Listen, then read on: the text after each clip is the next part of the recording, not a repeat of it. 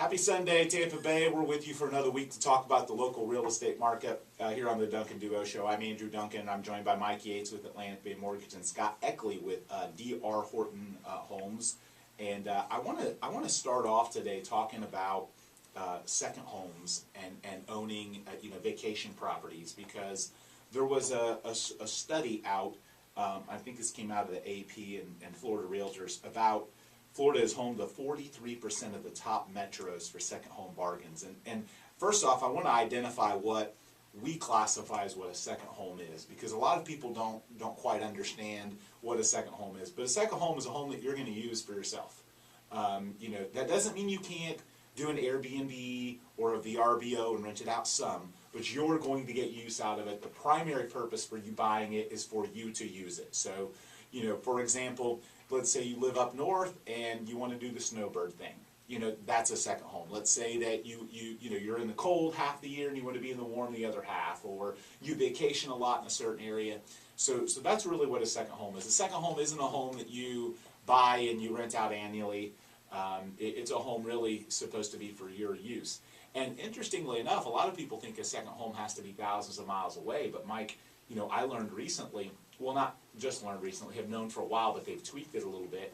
The underwriters and the lenders, the distance and some of the criteria for how close to your home a second home is classified as. Right, yeah, I think for us, it's like 50 miles, which isn't much at all. No. And a lot of times it's just... You can have a second home in Orlando. Right, exactly. Sarasota. Right, a lot of times it's more so, common sense for an underwriter too, like, make this make sense to me. So if you live right in the middle of the city, for instance, and you want to buy a second home in Clearwater, for instance, you could likely sell that to underwriter, that it's an actual second home and not a investment property. Because the difference for the consumer and for the lender is the difference in down payment, the difference in rates, and different things that a second home is going to provide for that a investment property you're going to rent it all the time. So you could, let's say you live in a nice house in South Tampa and you want a one-bedroom condo on the beach.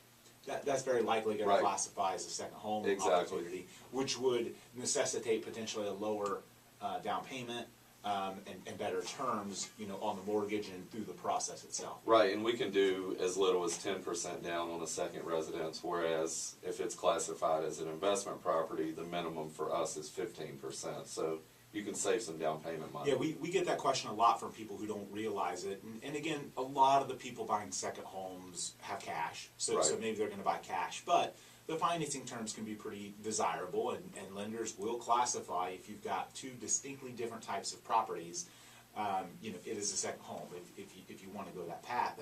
And Scott, on you guys' take, I look at, there's been a phenomenon with Airbnb and VRBO. It's become harder and harder in our market to buy a home, rent it annually, and make a decent return. I'm seeing a lot of people go to the path of where they buy it and they rent out. They do they do the Airbnb and they rent it out seasonally, and then they use it some too. So they're buying it as a second home, but they're looking to subsidize some of the costs of the home by putting people in their friends, family, whatever, every once in a while. And, is this something you guys get a lot? A lot of people that are buying them as second homes to where they may not use them themselves all the time and that sort of thing. Is that something that you guys work with a lot? We do see it from time to time, clearly. Yeah. We see it especially with some of our attached product, that townhome project type product. The person up north who wants to come down and they know they're going to spend the summer months up north. And they want to be able to see some, cash flow from that product while they're up there. One of the challenges we have to, because we build in master plan communities. So some of the HOA rules can sometimes that's exactly right. prevent The that. thing you got to be very careful about is the HOA. True. Because they will enforce that, and then every once in a while you run these unfortunate situations where the person kind of had this in the back of their mind. They knew they were going to do this, and they're like, the HOA really won't enforce this. And yes, they will. Yeah, exactly. And so what I've learned about homeowners associations Right. is that a lot of times the people running them, they've got a lot of free time on their hands. Oh, yes. You know, that they're going to find that stuff out. They're the type of people that listen to the gossip in the neighborhood, that look at the cars in the driveway. It's the neighborhood watch. Yeah, that tell you if your palm tree has one branch out of place. I mean, some of the letters I've gotten from homeowners associations and some of the properties I've owned over the years are just laughable. Like, it's really like, is this person for real? But that's what you're dealing with. So whether, you know, your thought about whether or not they're going to find it, they're going to find it. Absolutely. And in defense of those HOA managers, when you live in the community, you sort of love them. Yeah, you have because a- they're going to make sure correct. everything looks great. Yeah. And that if Agreed. a car shows So up I'm not on bashing. blocks, Yeah. if a car shows up on blocks in somebody's driveway, it won't be there very long. Right, and I so think they that's take care of the community. benefit to each his Exactly. own. You know, there are Right. people that love those communities. There are people that don't.